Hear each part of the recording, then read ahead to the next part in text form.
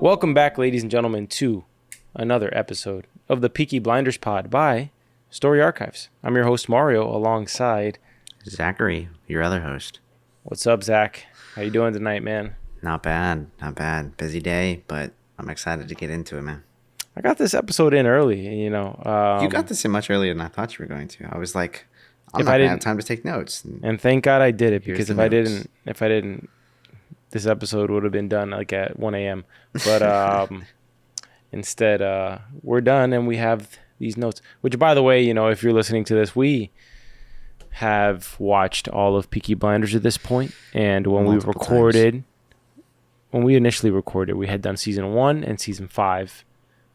And our season 1, 2, and 5, I think. And no? We're doing 2 now. We did 1 and 5. We're doing 3 now, buddy. Oh, no, 2. We're doing episode 3. Right. Season 2. Oh, because the way I'm looking at my Netflix screen right now, I had like the podcasting blocking it. And it says episode 3 next to each other. So I'm like, what the heck? That's a little confusing. Yeah. Well, anyways, we've seen the entire series. So I'm obviously not going to say some of the notes that I have here. But I think like as we're doing this rewatch of the series and going through and doing commentary, I mean, there's so many little tidbits that they just like leave between the character dynamics, between how they interact with each other and all that kind of stuff. That is, it's interesting knowing what we know and then coming back and watching in season 2. So let's get into it. Do we have a name for this episode, or it's just? I think it's episode 3. I think that's literally the name for this. I think 3. Peaky at this point did not have names for episodes. Yeah, I don't think they did that until season 5 and 6. No, season 4 had names in their episodes. So season 1 through 3 didn't, and then 4 through 6 did. 4 Interesting. And 5 have it, and then we know 6 has it because have watched that. I wonder what the reasoning was for that. They just got halfway through and they were like, "This doesn't make a lot of sense." All the great shows do it. All the great shows name their episodes. You gotta title it, man. You gotta title them. Yeah, I mean, Breaking Bad, Mad Men. It's like writing a chapter of a book and not giving it a name. Yeah, I believe Sopranos does too. Yeah, just it's nice when they don't have a title because you have like this mystery of what's gonna happen. When there's a title, it's like it feels like you're kind of constantly guessing. Like what's it about? You're always grasping for something, right? When there's a title, and I don't know. Sometimes it can kind of give it away, but I don't even mind the title so much. The thing that disappoints me is the descriptions, because the descriptions really give it away all the time. Like the description of the episode you're about to watch. They shouldn't. They should be a little bit like discreet. Which, by the way, I saw a little tidbit because Ozarks is coming back. I believe this Thursday. April 28th. Another it's coming season? back. No. It's second half of the final season, which is this is the end of Ozarks, which I'm glad they're ending it because they had said before, I think, that they were going to do an additional season, but it's dragging. It was dragging already. I think it's just better to go out with a bang. But let me say something that I learned today with Ozarks. And when you start an episode of Ozarks, you have like this little circle, and it has symbols in each quadrant. Yeah, I remember that. I don't know if this is true, but I saw something today on Instagram that said each of the little symbols in each one spells out Ozark. So you have the O around, and then the first one is Z-A-R-K. Interesting. Yeah. So I'd have to go back and like look at the episodes and see all of the symbols, but supposedly like if it's a gun, it's going to be in the shape of a Z. If it's, like all these little items and stuff like that. But all right. Let's move into this. Last episode, we ended with a nice one-night stand party with Polly and some young man. As she ends the episode, we see her doing the walk of shame back to her home or apartment. Yeah. And Michael is there. So we get the introduction of Michael in this episode. And you get kind of this general theme of motherhood in this episode, don't you? I mean, you get Polly trying to make up for lost time with her son, Michael, right? Mm-hmm. You get the young boxer that Arthur killed, and his mother storms into the bar and causes a scene there. You see Ada, who's a young mother in London, kind of like figuring her way about things. Mm-hmm. And there just seems to be like this whole like paternal maternal thing going on here. You know, Tommy feels almost like a father to Michael in this episode in weird ways, and Charlie from the scrapyard feels like a father to Tommy in some weird ways in this episode. It's a lot of that going on. I don't know. Was I the only one who noticed that? No, I don't think you're the only one that noticed that. I think in the show there's a lot of, people kind of filling in the roles of people that don't exist, right? Like someone's mother, someone's father. Well, you kind of get 3 characters too, right? 3 kids. You get the Digbeth kid, right? You get the boxer who was killed by Arthur, and then you get Michael too, right? Yeah. So you get like these 3 stories of like innocent kids, and 2 of them end up in death. So it's like you see that concern with Paulie also, right? Because you see whoever goes around the Shelbys, if they're like young innocent guys, even if you go in for something that seems innocent, like be careful Harold Hancock's, man. I mean, come on. Tommy in this episode, he says he does bad things. So, which that's a pickup line right there, man. That is a pickup line. It's like, you never said I could see that. I could see that. Yeah, I do bad things. What do you do? And then someone actually asks you in real life, you're like, what do you do? Murder and steal. And, I don't think those are the bad things I had in mind, but okay. You don't think so? Not for a pickup line. Oh, I'm talking about Tommy specifically here. Oh, okay. All right, let's roll into it.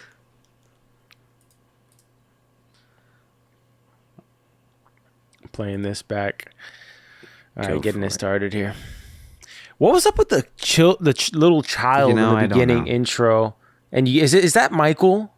Is that supposed to be Michael? No, I thought it was, because there's a child that, just to give some like context here. There's a child looking at this puppet show. Oh, I know what it is. Okay, I must have been eating garbage in this scene.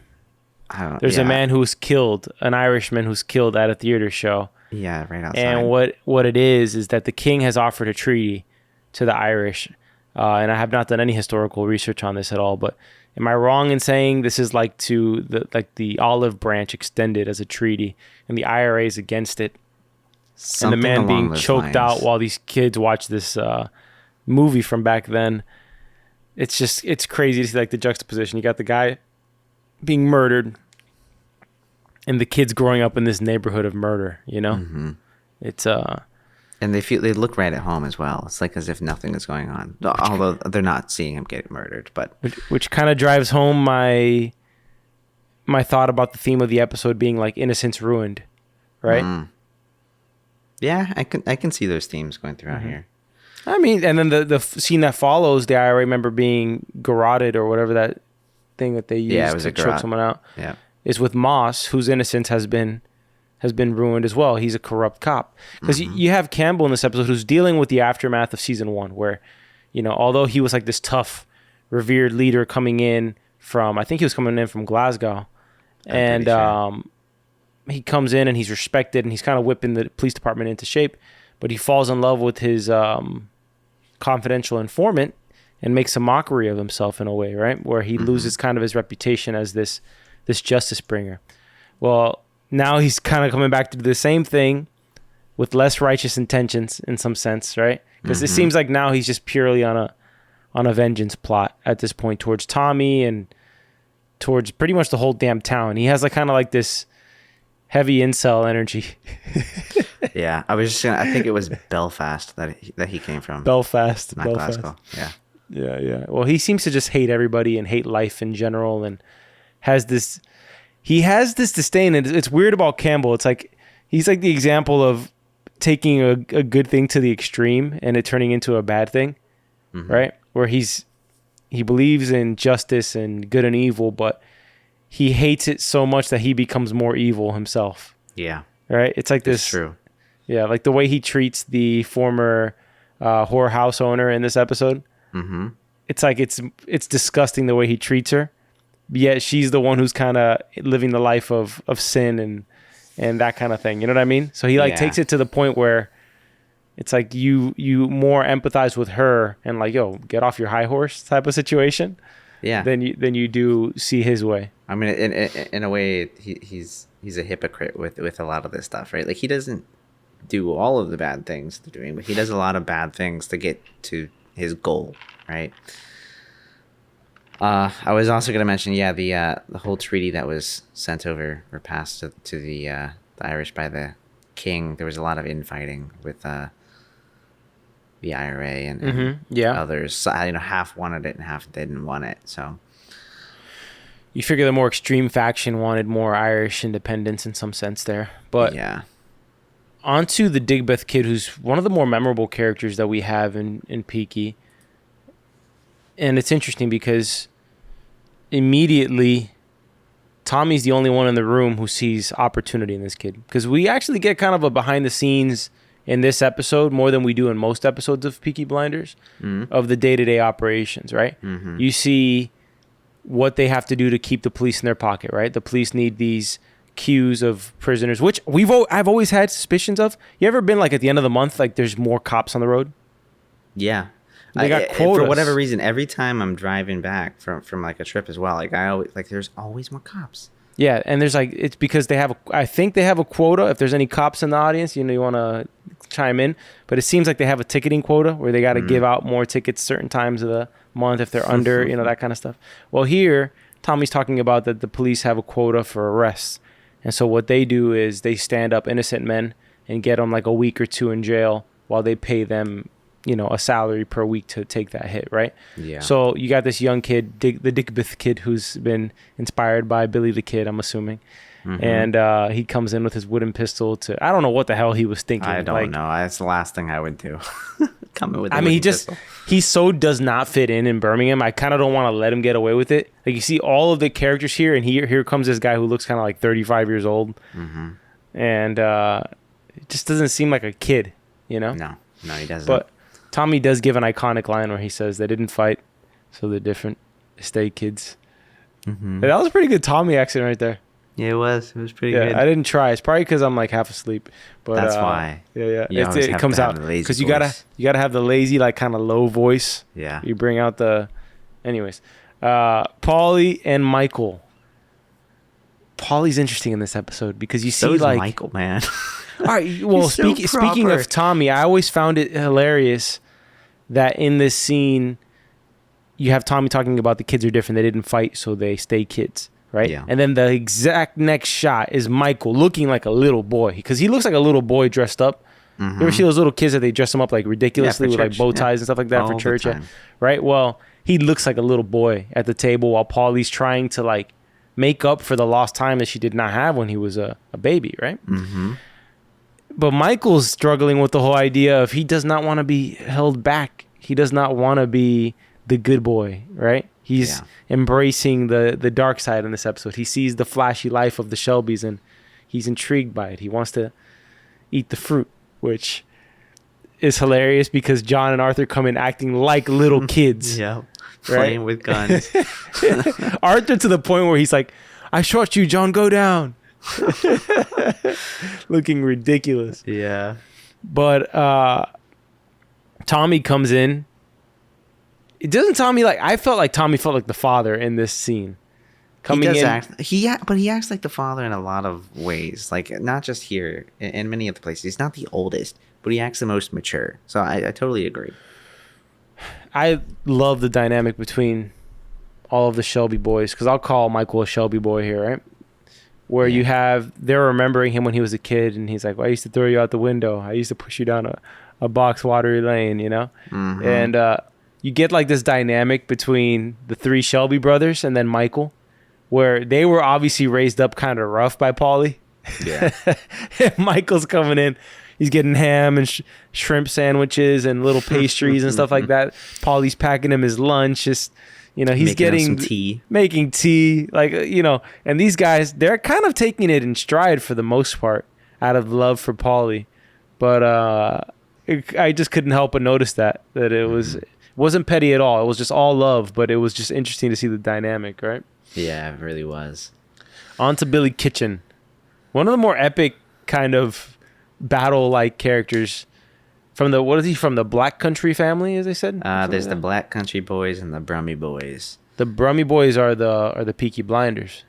So the Brummy boys I think, were the ones that are from Birmingham. Birmingham. Yeah. And then the Black Country Boys, I think, are just Where are they from? basically not. I'm not 100% sure. I didn't have enough time to look it up earlier, but let me see if I can find it. I love the scene with Billy Kitchen where he's like, I was shot a week ago. You won't smell any rot or gangrene. Like, this guy's ready to work. He's been shot in the chest. Mm-hmm. Makes you think, you know? Yeah. If you got shot in the chest, would you be at work next week? Of course. I work from home. They'd call you. They say, hey, how you doing? You're like, there's no rot. There's no gangrene. I'm good. Like, bring it on. He's like, they ask you when are the bandages to come off? When I want them off. I think the Black Country Boys were from the refers to the 4 boroughs, metropolitan boroughs of Dudley, Sandwell, Walsall, and Wolverhampton. Something along those lines. I don't know where any of those are, but somewhere in Europe, I think. Interesting. Doesn't the garrison look different in every single scene? The exterior of the garrison never looks the same.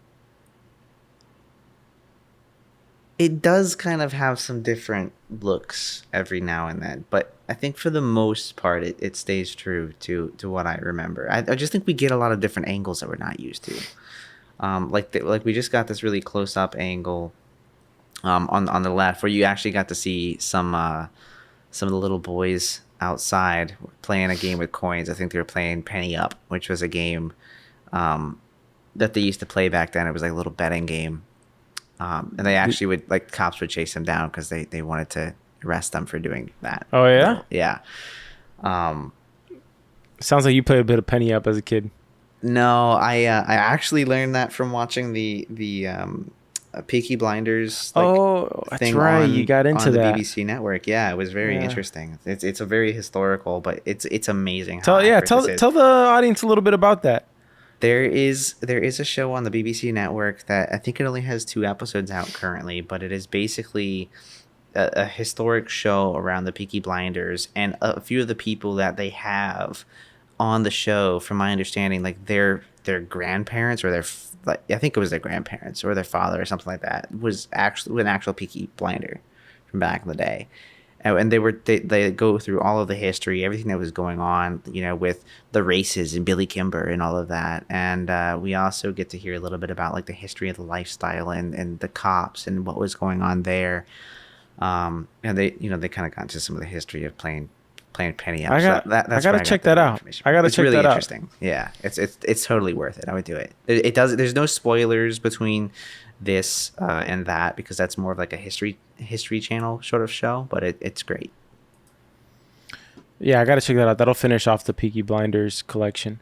Mm-hmm. We have the first scene between Michael and Tommy, where Michael's walking towards the garrison and asks to use Tommy's phone, which seems to be a convenient way to get a one-on-one with Tommy, where I think Tommy's just trying to toe the line. He knows what Paulie really wants for this kid, and it's not to get tangled up in their gang business.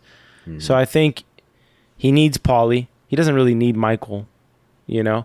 Mm-hmm.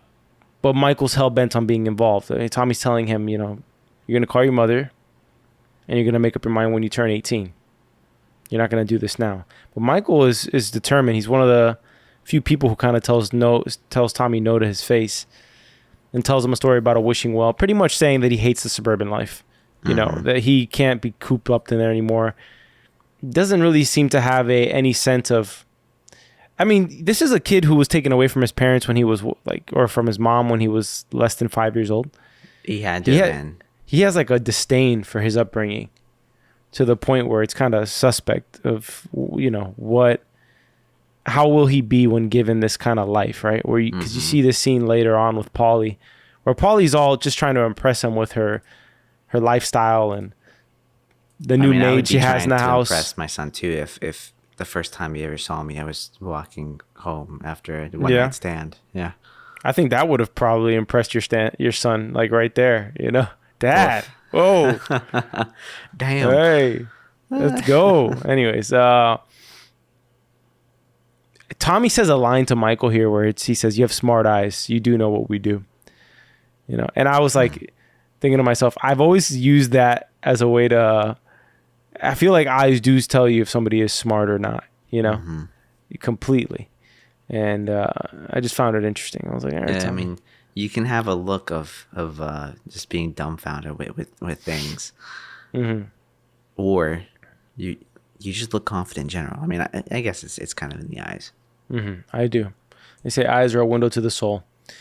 Well, on to Alfie and the Black Country Boys. This kind of goes to the what I was saying earlier about this episode showing the day-to-day life and the operations and the strategies coming into play.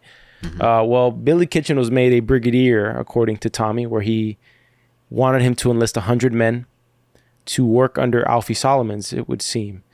Now you get this cool scene with Alfie where he has a line of employees coming in from Billy Kitchen, and all of them handing him paperwork, and he's saying, fill it out, fuck off. It just goes to show you don't bite off more than you can chew, because he says it to 2 people, and then Billy Kitchen comes in, and instead of saying baker, he goes head baker. And Alfie at that point does not. He just says fill it out. He does not tell him to F off at all, which is interesting. It's, you know, Alfie, there's a couple of alpha moments here for some of the characters. You got Billy Kitchen, and then Alfie has to make a statement to kind of assert dominance on both Tommy and Billy Kitchen, because he says the line to Ollie, and he says, never give the big man the power. He says that to him as Billy Kitchen walks out. Now, is he talking about, I'm assuming he's talking about Tommy there, but Alfie still needs to make a statement for himself because it's his house, right? It's his operation. Yeah. So he does this stare down with Billy Kitchen as they have this very Fight Club-esque scene. You know, it's funny you mentioned that, because I literally, for the first time ever, just watched that movie like you just saw Fight Club 2 days ago. Yeah. Yeah. Well, does this scene not remind you of when Brad Pitt's giving the rules to Fight Club? Absolutely. When Alfie goes, rule number 1, never make the distinguish. Color here too. Yeah, it's all the color, and then approaching and calling someone out. You know, it's essentially it's definitely by inspiration of Fight Club. And I don't know where the trivia is on this, but I would bet a game of penny up that this would be based on Fight Club, hands down.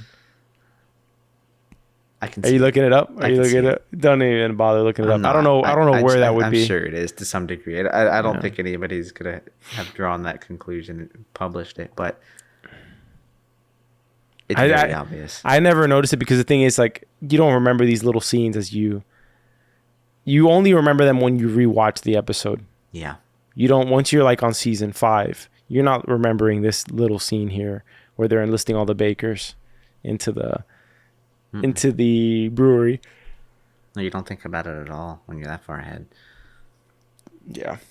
I had a interesting little note here with just where you see Alfie. I feel like Alfie going into this scene felt he was third in the pack here. It was like Tommy and this big bloke Billy Kitchen had just taken over his whole distillery until Alfie knocks out a guy and just makes everybody remember, like, listen, I'm still the king in Camden Town, all right?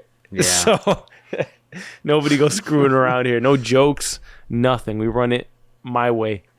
So, and Tommy stands by, which shows kind of Alfie winning the day on this scene. He kills every scene that he's in, man. Tom Hardy.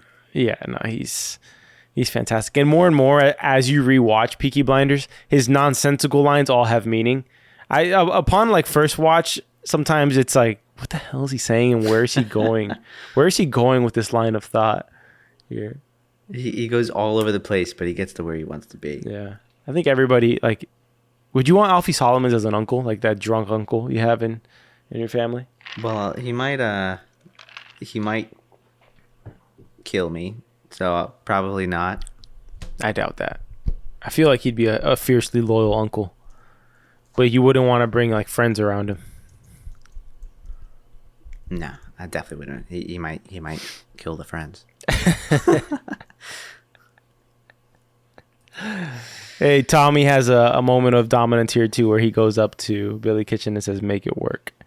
You know, so it's like first Billy Kitchen kind of goes in and makes a statement on Alfie, then Alfie on Billy, then Tommy on Billy. So it's kind of the pecking order gets reasserted.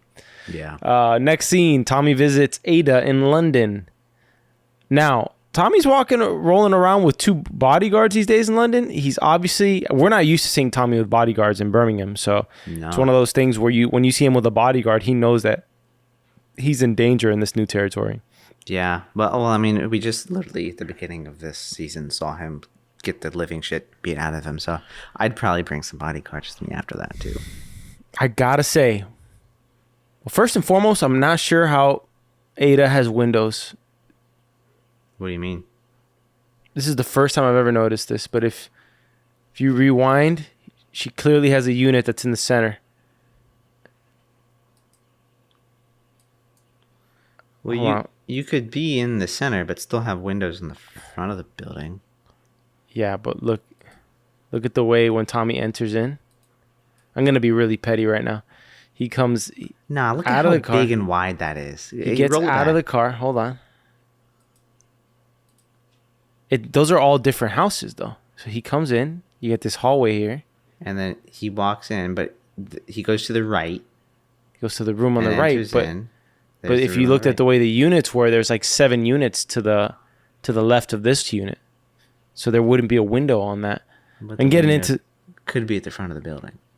Yeah. Well, not a major spoiler, but you have the same location in later seasons, but it looks different.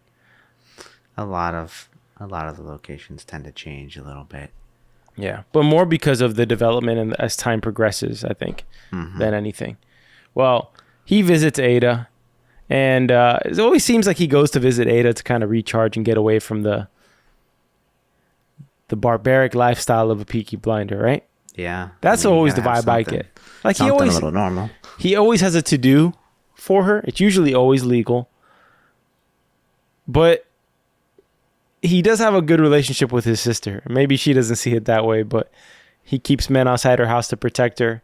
I mean, he puts her up in, I'd say this house. I would take this house over Polly's, I'll be honest. A dingy gothic place that Polly has. I would take it right now. Yeah, same. The heck? as I look at my own. Yeah. No rocks coming through the roofs or anything. Can't walk around this damn house without thinking a rock's gonna come through. Oh gosh, you'll have to listen to actually a later episode of Peaky Blinders to hear that full story as you keep going. Listen through, man. Stay up with us. Yeah.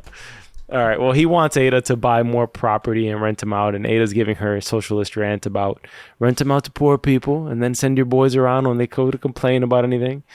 You know, Tommy would be the worst landlord on earth. Oh, yeah. Hey, the water faucet's broken. No, it's not. Well, first and foremost, we didn't see the baby there, so I'm assuming the baby is sleeping with where Ada's. It's not a baby anymore, though. It's he was running around when they first got in here. You're right. He's like 2 or 3 now at this point. Yeah, he's grown up a bit. By a bit, I mean like 2 years, but yeah, probably maybe a little more than that. Polly takes Michael back to her home outside of the city, and it seems like they're polar opposites right now. This is so gothic, by the way. Yeah, it's so dark and just feels dusty. Polly is wanting this suburban family life, and Michael's had it his whole life, and apparently been raised kind of wealthy because while Polly's trying to make an impression on him with this maid that she has, she seems the least confident I've ever seen her in any episode of herself. She seems so unsure of herself. Because this isn't her. This is not how she was raised. This is not her. This is not her, and this is not him. So although he was raised like this, I found him to be a prick in this scene, to be honest with you, like an ungrateful little snobby kid. Yeah. You know, he's just, his mom's trying to make an impression. He doesn't care. He's treating her. I honestly don't like Michael in this scene. You know? Well, my thought here would be like, he grew up that way. He doesn't know that his mother didn't at this point necessarily, right? He has smart eyes, Zach. He knows. All right. He knows she didn't. And here he is. You know what it is? What I see Michael as? I see Michael using the love of his mother to try to get in with Tommy because he wants the fast life. That's what I think. That's why I think he calls her mom later in this episode in the family meeting, because he doesn't call her mom at all the entire show. But in the moment that he wants to go with them on an errand, he calls her mom. So I think Michael is low-key a selfish little boy. It's possible. It's possible, but it's also possible we're looking a little too into his actions here. You think so? He could just be processing it. I mean, this is the first day that he's spending with his mother, essentially. It's true. I'm kind of being harsh on the kid. Yeah. He does seem like he's done his research, though. He does seem a lot more knowledgeable than I would have expected. And how is he more knowledgeable about something than I would be, like in the modern day? He doesn't have Googles to search around things. Like he lives in the suburbs somewhere. It's a great How do question. you know what the Peaky Blinders do? They're not on newspapers. Well, not the newspapers he would be getting, I don't think. Exactly. It's very convenient, if you ask me. Makes you wonder. He also kind of just showed up there a little too easily to me, but then again, I thought he was taken away initially when he was a baby, but he obviously, according to John and Arthur, was a little bit older than that. He could remember something. Hopefully he wasn't a baby and they were throwing him out the window and stuff like that. Like, I would hope not. Right. But he made a comment where he's like, the only thing I remember was the day I was taken away. Yeah. Right. Well, on to the next scene of Arthur. Arthur's just chilling, doing a line of coke when this woman comes in clutching a gun the way you do at a shooting range, just shaking what do you mean it the way around. shut the hell up. I fucking know how to shoot a gun. Jeez.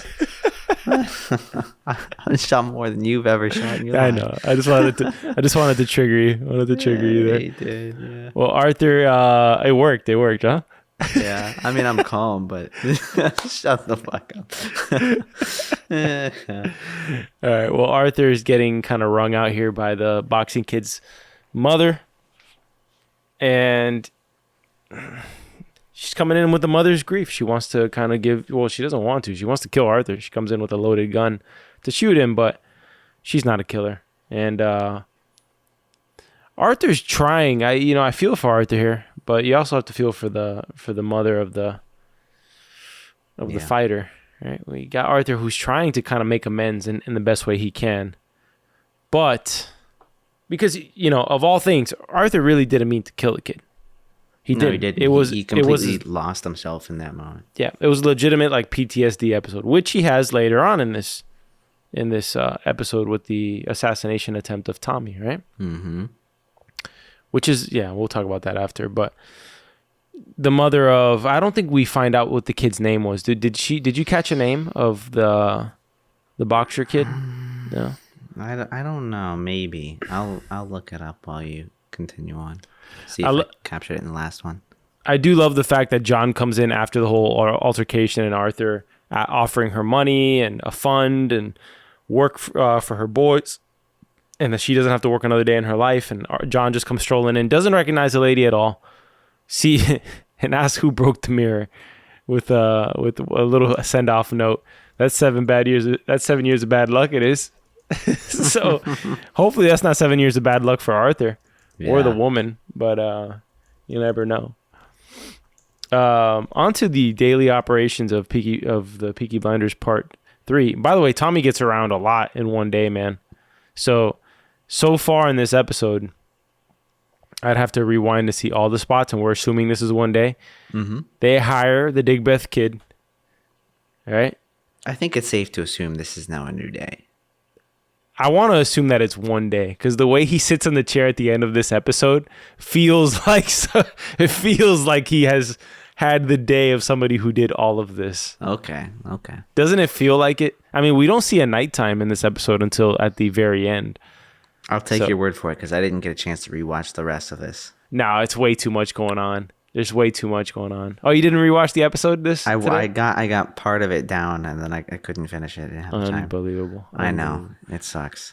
Yeah, it's all right. Well, I take it back because the boys do go on a road trip. So, you can go on a road trip in the same day. I mean, come on. We're not going in a freaking Honda Odyssey, dude. They're going in like the wheels that you'd see in Red Dead Redemption, or you gotta stop on the side of the road and it's like wooden wheels. Like, come on. Wooden wheels? Damn, I would not want to drive that. Well, I think I'm exaggerating there, but you are. Charlie's scrapyard. Charlie wants more money because now they're peddling. I'm laughing at Charlie in this scene so hard because he's the uncle of Tommy, as we know by now. But he's mad that he's doing actual work, that he's not moving goods that are stolen, and that he's having an easy time going through the through Black Country. Mm-hmm. So he's mad that life has gotten easier for him, and he wants more. And he wants more money because the work has gotten easier for him, which is hilarious. What an argument for trying to get a raise. Yeah, if you rewatch the scene, you'll see he gets mad that they're moving stuff, and it's not stolen. And it used to be, it's not sport anymore going through the Black Country. They just wave at us from the cut or from the bank. It's a pretty good scene. Charlie gets some good lines in this episode. He gets some good lines. You know, if anybody ever comes to me and they're like, hey, listen, man, work is getting too easy.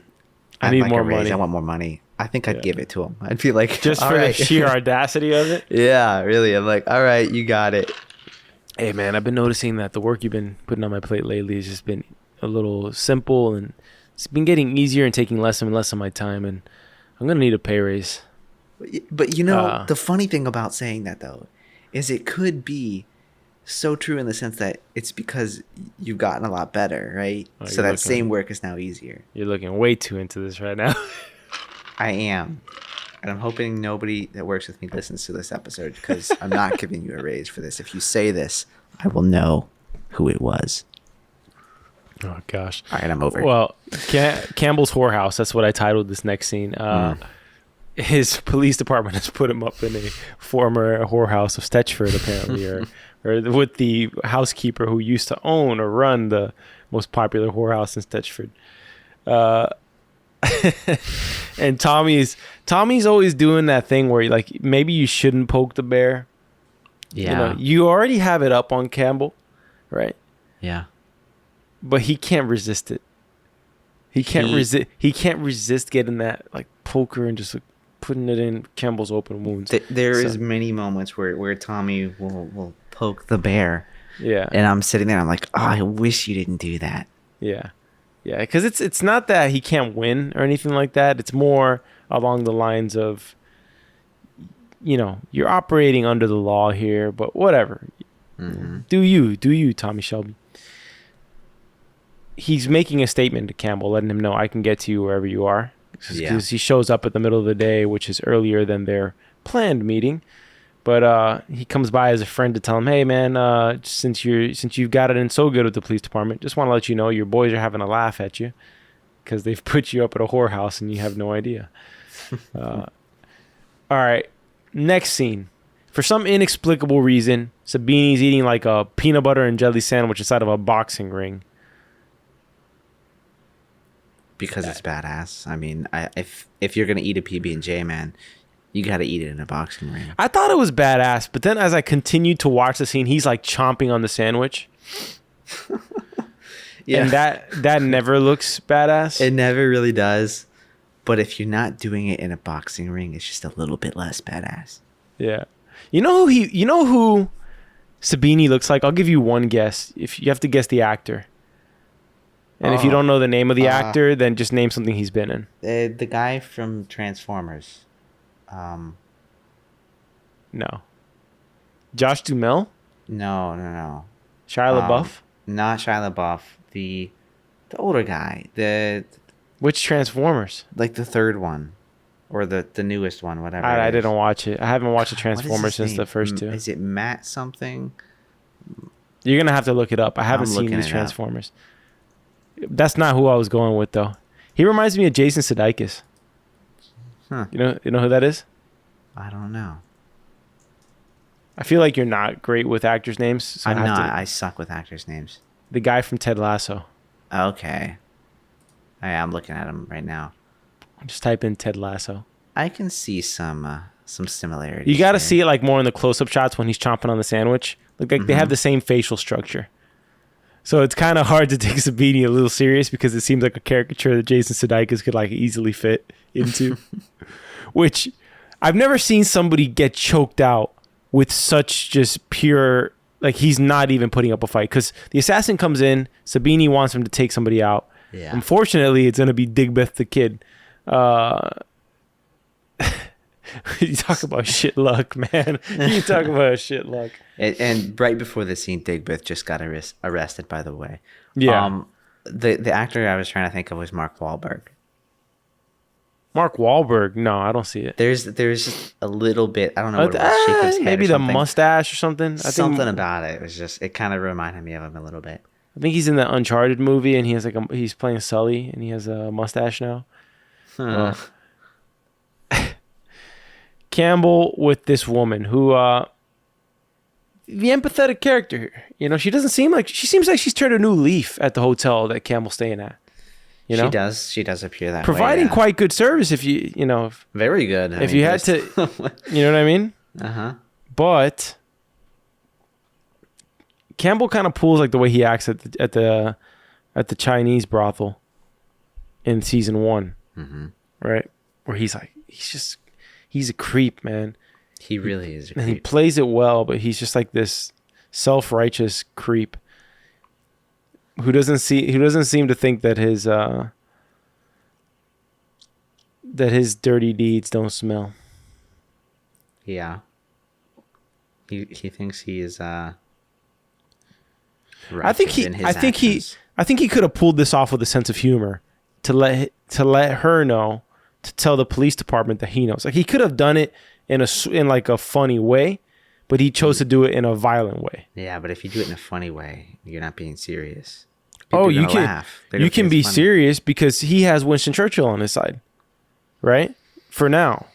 Yeah. Although Winston didn't seem too happy with him. That's why I say the for now. Yeah. But what I'm trying to say is that they don't know that. They weren't in that meeting with Winston Churchill. So if he knows that they've all taken him for a little joke here, you know, he's got a couple ways to go about it. To Harold Hancock. Is that his name? Harold Hancock's? Dude, I suck with actors' names. Honestly. No, it's not his name. His name is Harold. Harold. Golly, how am I blanking on this kid's name? I couldn't even think of Mark Wahlberg. That's pretty bad. I could picture his face, and I'm like, God, what is the name? Harold Hancock's. Mark. Harold Hancock's. He has one of the most brutal deaths I've ever seen in Peaky Blinders. He gets his neck slit open with a knife, and blood out, which is pretty gruesome. It's pretty sad, given that he's just a little innocent kid. Yeah, it's pretty. Yeah, I don't like to see it.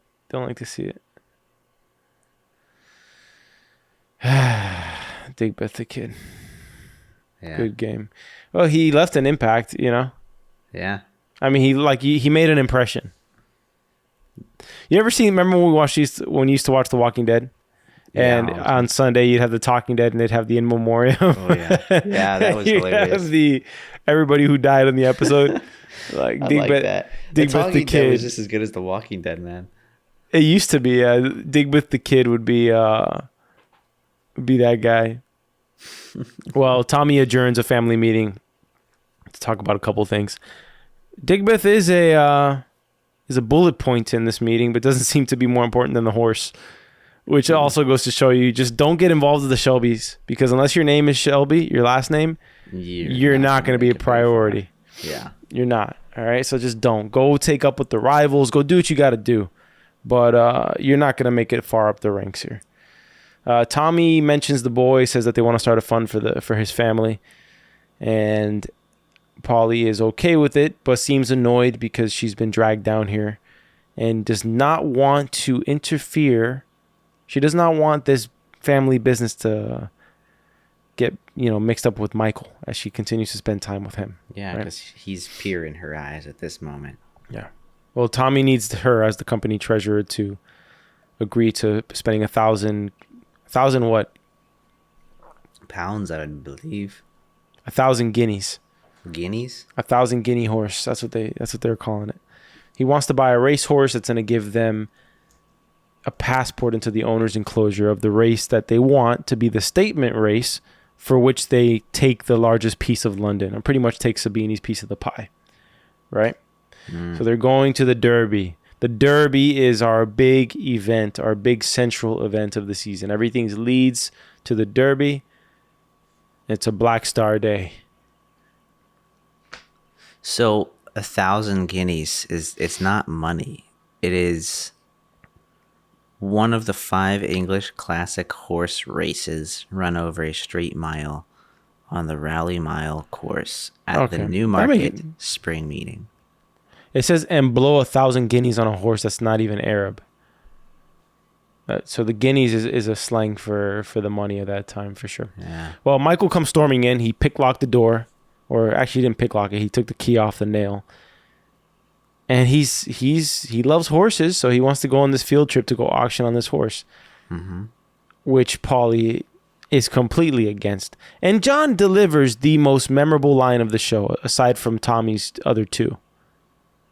As the scene's about to end and Paulie sends Michael off away pretty much, John goes up to Paulie and says, Paul, when I was Michael's age, I'd killed 100 men and seen 1,000 die. That's a line right there, man. Yeah. That's like a line when you pick up that script and you see that line, you're just thinking about that line the whole episode. Mm-hmm. That's John's line in this episode, and he owns that thing. Mm-hmm.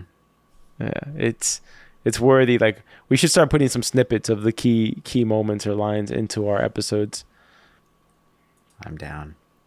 It's definitely one that sticks with you. It's crazy to think about that, though. The reality of it.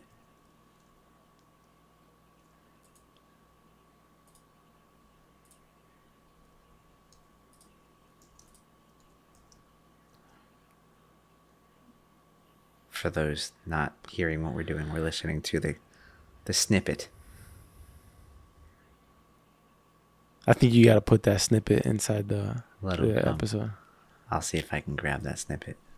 I think you got to do it. That'll be on YouTube for sure. Mm-hmm. That line that John delivers to Paul, you just kind of slide that in over.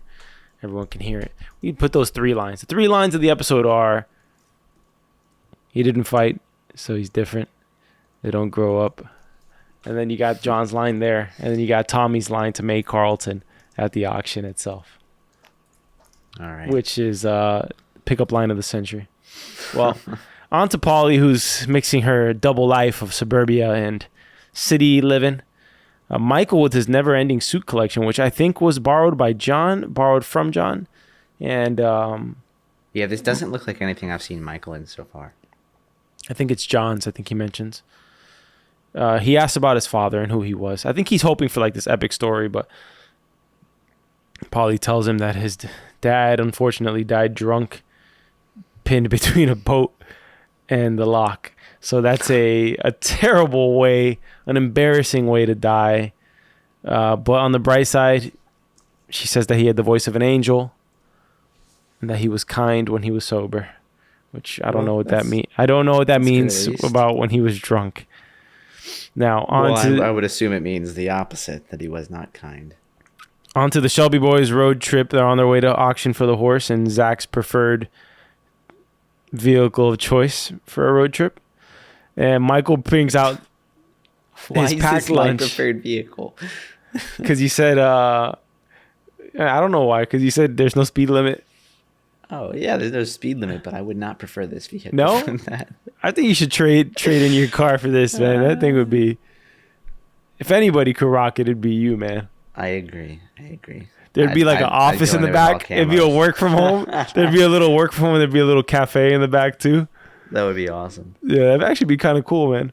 Well, Michael takes out his bagged lunch, which the boys give him hell for. Even Tommy's like, what is this, a fucking picnic? who brought me this picnic? I'm telling you, Charlie gets some shine in this episode, man. He's getting some love. Mm-hmm. Getting some love from the writers on this one.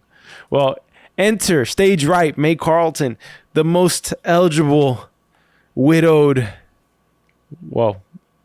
in the horse auction site. And she's immediately intrigued by the blue-eyed gypsy across the way, who's about to pay way more than he should have for this horse. But you got to make a statement sometimes, and she wants to go at it with him in her own way. I got to say, right off the bat, Tommy hasn't had as much chemistry with anybody else as he's had with this woman, like right off the bat. Mm-hmm. Right? I mean, Lizzie's Lizzie, but he doesn't have that kind of, May has this kind of seductiveness to her. Lizzie, although she's a lady of the night, she kind of still has like this innocence to her that's that's charming in its own way, but she's not like savvy like a Grace or a May Carleton. I'd agree with that. Right. I think this is the quickest we've ever seen people move on each other in this. Yeah. How about Curly saying he has a bad feeling here? Would you have listened to Curly? Knowing everything that I know about this show. Oh God, you can't do that. You can't do that. Of course I'd listen to Curly. Why can't. not? I mean, they're all gypsies. That's a technical, bro. That's a technical right there. That's a double T. I'd throw your ass out the game for that. Nah, I mean, I love Curly, man. He's hilarious. But I'm a little bit superstitious. So if, like, for example, I was looking for a doctor the other day because I don't have a primary care doctor that I'm decided on yet. And I looked up a doctor who was recommended, but there was a bad review on my birthday. A bad review on my birthday. And I was like, I can't pick him now. I can't pick him now. What the hell?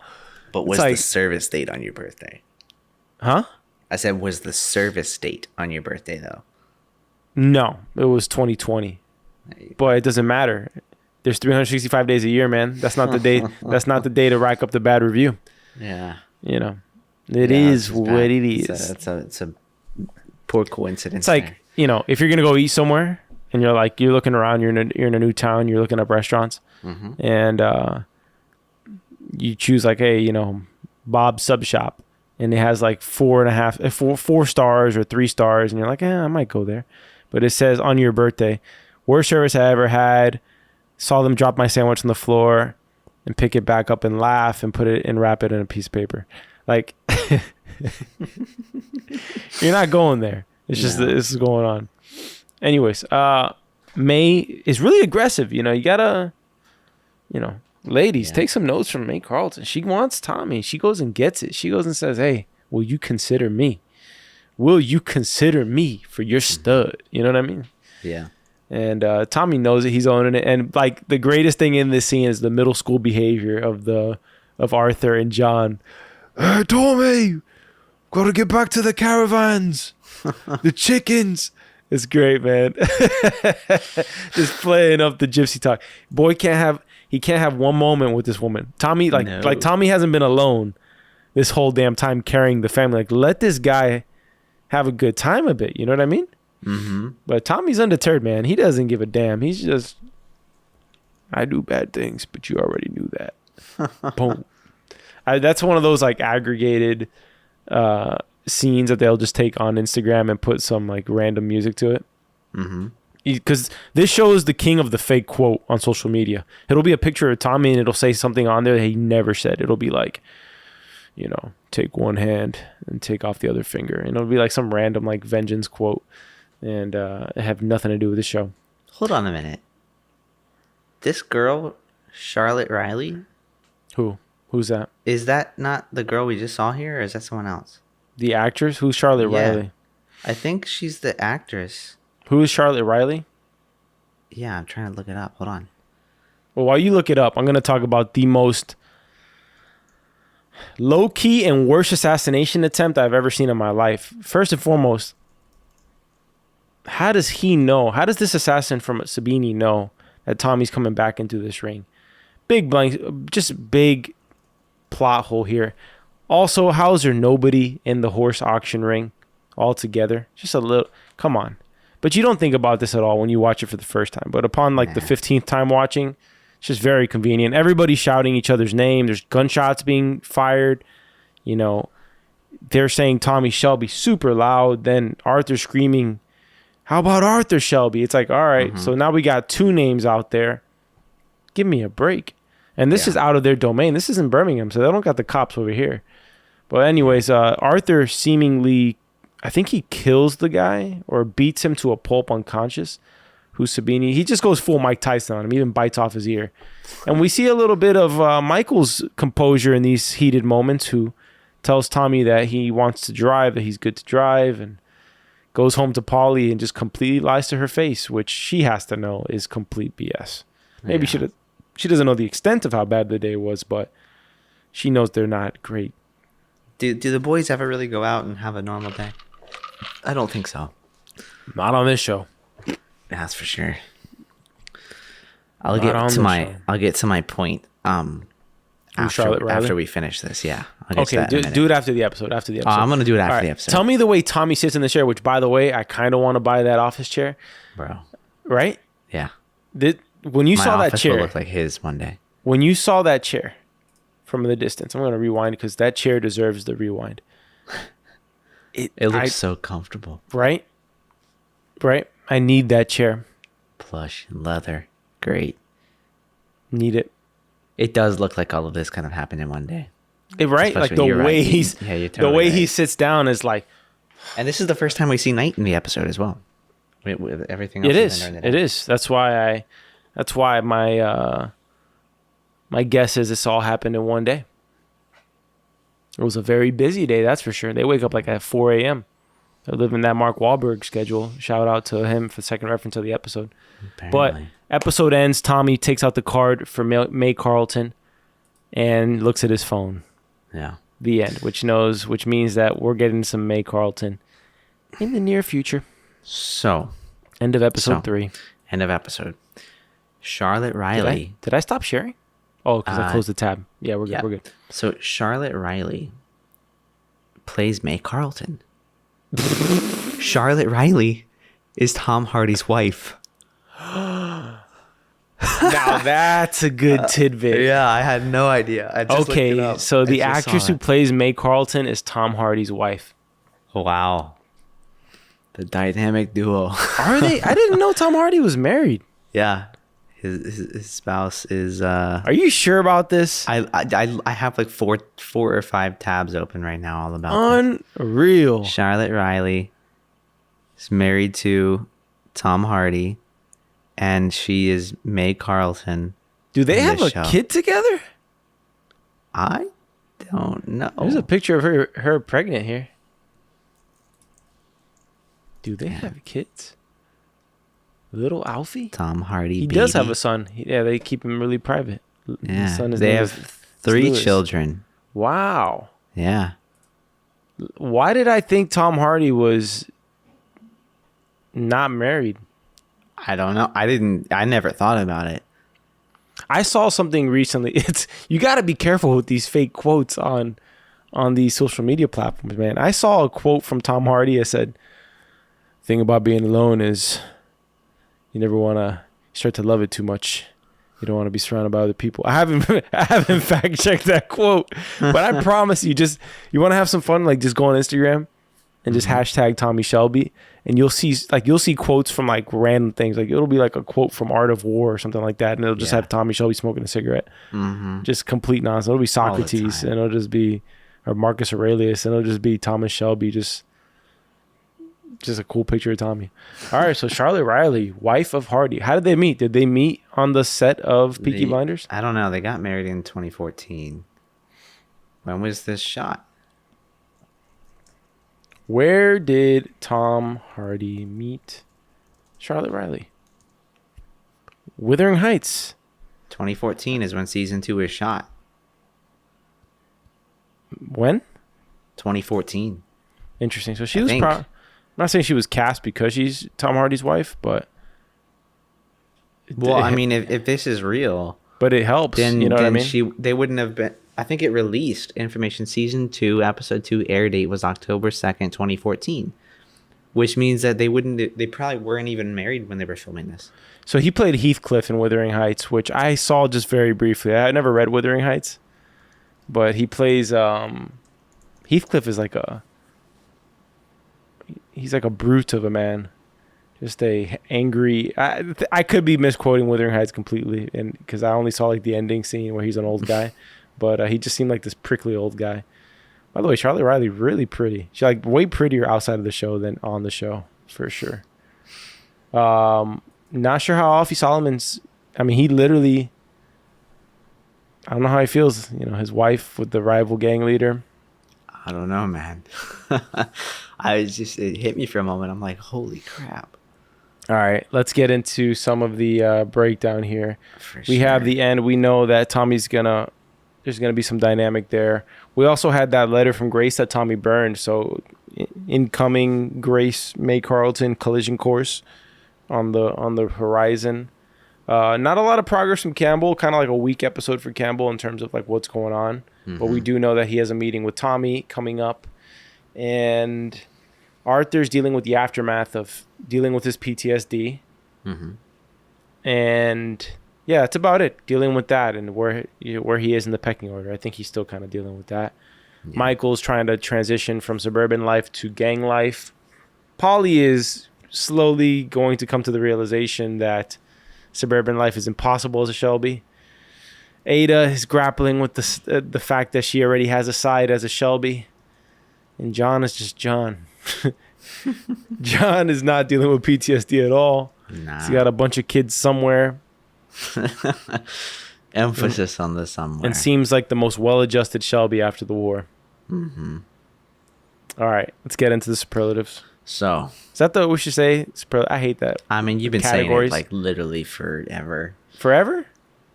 For as long as I can remember. It's a long time. It is a long time. Best scene of the episode. What you got? There's so many in this one, but damn, there's a lot. Let's say I like the scene where Michael takes out the lunch and the reaction from everybody when he takes out the lunch. I really do like that scene. And then my runner-up is the May Carleton Tommy in-person exchange where she asks him what he does and he goes, "Oh, I do bad things. I do bad things." And she's like, She's like, huh? So my favorite scenes are, the whole situation basically with Campbell in the whorehouse. I think that was great. Really? That's a curveball. I mean, yeah, I think the whole, like, everything going on behind what happened there, it was just hilarious. Tommy telling him, like, it's a whorehouse. So you don't know. They put you here. That was just hilarious. And then I liked the boys running into the room with Michael when he was there while they were clearing out the guns. That was a great scene. I shot you, John. Yeah, and I like their reaction, how they sober up when they realize it's their cousin. I really do like that moment there.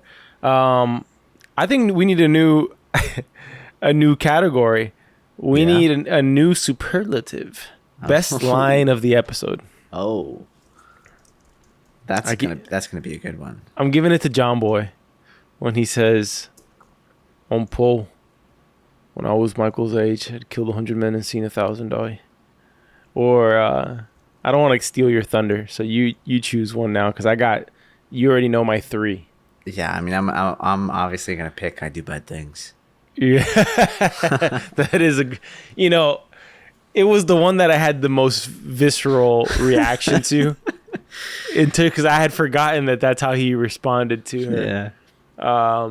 I also like the line where he's reading the newspaper at the start of the show and he goes, "They didn't fight, so they're different. They don't grow up. They stay kids." And it's just, and he's reading the newspaper like a grown ass man. Just, I'm old enough to remember a newspaper being delivered to my home. So me too, man. I love it. And seeing my parents read the newspaper, see my grandfather read the newspaper. I'm old enough for that, and I kind of miss those days, man. I miss it. I want to just go around to the corner, like go to like a cafe, go to the newsstand there, and just buy a newspaper. But now it just feels so extra, It does, but I still miss it. It was interesting. I find that I buy newspapers when I'm out of town. As weird as that is, yeah. Because you'll go to a coffee shop and you go to a place like, you stay at a hotel and generally speaking, like there will be you can ask for the publication that you want. Like you can ask for the New York Times or you can ask for whatever newspaper you want to order. Well, I'm gonna have to do that then. I didn't even know you could do that. Yeah, man. Well, that wraps up. Oh, we do. We have one more. Yeah, you added one. Wow, you sounded like a certain assistant from one more. Most memorable character in this episode. Wait a minute, sir. Forgot one more. Yeah. Most memorable character in this episode. Tommy, man. No, the Digbeth kid. Yeah, that's the one I have too. Digbeth. He didn't have a lot in this episode, but I gotta like be you honest said, with you. he left a big impression. Just, I mean, everything that went on there, could have sticks with you. I didn't remember Digbeth I didn't remember him until this episode. exactly. So much of an impression that he left. For the episode. But to be fair, I never watched these episodes with the intention of podcasting until we started the series. So I never watched it while making notes and wondering, who the hell is this kid with a wooden pistol? I never, like, even today, you know, some of the Peaky Blinders episodes, you roll into them and then you don't start paying attention for about, you know, a minute and a half. Because they'll have some random thing in the beginning and you're like, I'm going to go get some water. I'll be right back. And you come back and you're like, somebody died in a theater? What? Where? With huh? kids? Huh? What? Who's that kid behind the veil? Is that Michael? Time skip? What? Anyway, end of episode 3. We have how many more episodes in this season? 2 more? 3 more. There's 6 episodes in every season. Your eyes just lit up. So we got... Oh, so we'll finish next week. We'll finish... Yeah, man. Do the math. 3 more. We'll finish this season next week. Episode 4 on Thursday, 5 on Tuesday, 6 on Thursday. Okay. Damn. All right. Well, I think that about wraps up this episode. I guess I'll roll us out. What's the name of that game again? Penny Up? Penny Up. There's a few different names for it, but I think that's the Peaky Blinders-esque term for it. All right. Is that it's basically a game where you toss a coin towards a wall. So like there's like the corner, like the 90-degree angle of the floor and the wall. And the goal is to try and get it closest to the wall. And that person wins. There you go. He's got the phone. All right, Thank you for listening to episode 3 of season 2, the Peaky Blinders podcast by Story Archives. You can find this podcast anywhere you find podcasts, Apple, Spotify, and Google. You can find us on Instagram at Story Archives. You can visit our website at storyarchives.themidnightexchange.com, which ties us into the podcast network, The Midnight Exchange. You can visit the website there. There's a whole bunch of links to another podcast, social media. And if you want to send us an email about an episode, another show you might want us to cover, or I don't know, you want to just say, hey, I like what you're doing. It sounds pretty cool. Send us an email, podcast at the midnight. I'm sorry. That's right. Podcast at the midnightexchange.com. I don't know, man. This is your territory. It is. It's my territory. It's right. I don't know why I second guess myself. I was like, I had it. Nope. All right. Is that it? That's it? All right. Hey, well, ladies and gents, also go subscribe to the Story Archives show. Go listen to the trailer because we're going to actually have our first episode up by the end of May 2022. Guaranteed. Book it. I hope. And it'll be a movie that we'll announce. Or actually, we already announced it, but we'll just re-announce it next episode. We're not going to say what it is. We're not going to say what it is again. You'll have to go back next episode. Or just listen to the previous one and you'll hear it. But please go subscribe to the Story Archive show. Help us. Validate us. Validate Zach. He needs it. Yeah. Obviously, look at me. Yeah. A mess. I do bad things. When somebody asks me what I do for work, I'm just going to say I do bad things. All right. Thank you for tuning in. Don't do bad things.